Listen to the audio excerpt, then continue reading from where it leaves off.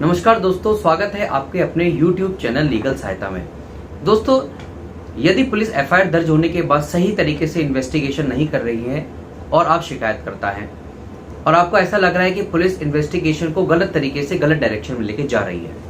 तो दोस्तों ऐसे में क्या वो पावर है, क्या वो प्रोविजन है जिसको आप इन्वोक कर सकते हैं और पुलिस के ऊपर एक मॉनिटरिंग कर सकते हैं। दोस्तों आइए हम डिस्कस करते हैं धारा 156 क्लॉज 3 सीआरपीसी 156 क्लॉज 3 जो सेक्शन है दोस्तों, वो मजिस्ट्रेट को एम्पावर करते हैं कोर्ट मॉनिटर इन्वेस्टिगेशन के लिए। आखिर ये कोर्ट मॉनिटर इन्वेस्टिगेशन दोस्तों होती क्या है? दोस्तों अक्सर देखा गया है कि जो सीआरपीसी 156 क्लॉज 3 है उसको लोग केवल ये सोचते हैं कि यह एफआईआर दर्ज कराने के लिए ही धारा का इस्तेमाल या सेक्शन का इस्तेमाल होता है, जबकि दोस्तों ऐसा नहीं है। दोस्तों ऑनरेबल सुप्रीम कोर्ट ने Sakiri Vasu versus state of UP के अंदर 2007 में एक बहुत ही इंपॉर्टेंट डिसीजन दिया था, जिसमें कोर्ट ने कहा था कि यदि पुलिस या इन्वेस्टिगेशन एजेंसी सही से केस को इन्वेस्टिगेट नहीं कर रही है तो ऐसी सिचुएशन में जो इलाका मजिस्ट्रेट है जिनके अंडर वो पुलिस थाना आता है जिसमें कि एफआईआर दर्ज की गई है, तो वहां पे शिकायतकर्ता एफआईआर की इन्वेस्टिगेशन के बीच में एप्लीकेशन मूव कर सकता है सेक्शन 156(3) की for court monitored investigation.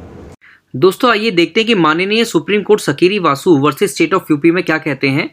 Section 156(3) provides for a check by the magistrate on the police performing its duties under chapter 12 CrPC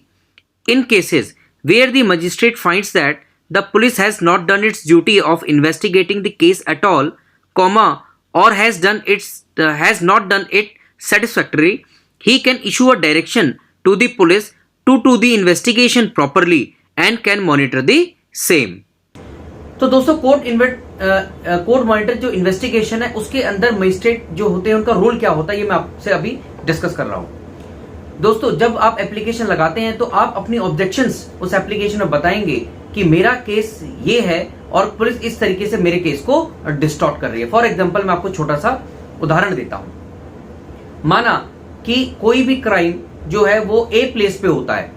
और आपके पास सबूत है कि ए प्लेस का सीसीटीवी कैमरा आपके पास है जहां पर आपको उस क्राइम के को होने के जो है साक्ष्य आपके पास या एविडेंस आपके पास मौजूद है,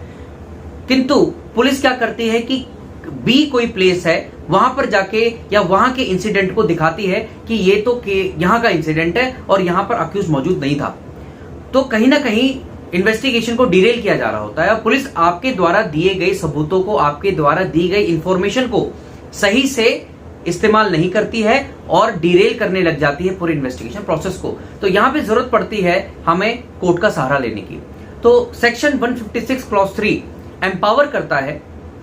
लंदन मजिस्ट्रेट को, इलाका मजिस्ट्रेट को, कि वह पुलिस को डायरेक्शन देते हैं कि आप जो है गलत तरीके से इन्वेस्टिगेशन को ना कीजिए, जबकि आप सही तरीके से इन्वेस्टिगेशन को as per the evidences which are provided by the complainant आप उनको ध्यान रखिए और उनके हिसाब से सही इन्वेस्टिगेशन कीजिए।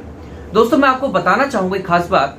कि इवन जो मजिस्ट्रेट हैं वो इंटरफेयर नहीं कर सकते हैं इन्वेस्टिगेशन के बीच में पुलिस की, बट वर्ड जो इंटरफेयर है और जो मॉनिटरिंग है ये बहुत ही इंपॉर्टेंट है कि मॉनिटरिंग का मतलब होता है कि पुलिस क्या अपना कार्य सही से कर रही है या नहीं कर रही है, ये चीज देखने की पूरी पावर जो है लंदन मजिस्ट्रेट को होती है। किंतु लंदन मजिस्ट्रेट यहाँ पे पुलिस को ये डायरेक्शन नहीं दे सकते कि आप इस ही तरीके से अब ये ही कार्य जो है इन्वेस्टिगेशन के अंदर करेंगे। बस वो पुलिस को सही समय पर इन्वेस्टिगेशन ऑफिसर को डायरेक्शन देती है कि जिस तरीके से आप काम कर रहे हैं ये सही है या नहीं है, या आप किसी मटेरियल एविडेंसेस को कहीं भूल तो नहीं रहे हैं, कहीं डिरेल तो नहीं कर रहे हैं प्रोसेस से। तो दोस्तों कोर्ट मॉनिटर्ड इन्वेस्टिगेशन